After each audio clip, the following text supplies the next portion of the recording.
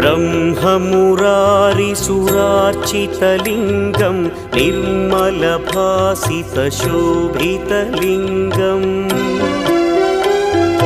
जन्मजदुःखविनाशकलिङ्गं तत्प्रणमामि सदा शिवलिङ्गम्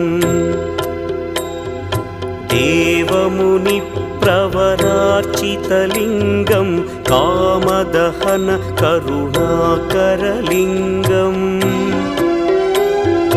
रावणदर्पविनाशकलिङ्गं तत्प्रणमामि सदा शिवलिङ्गम्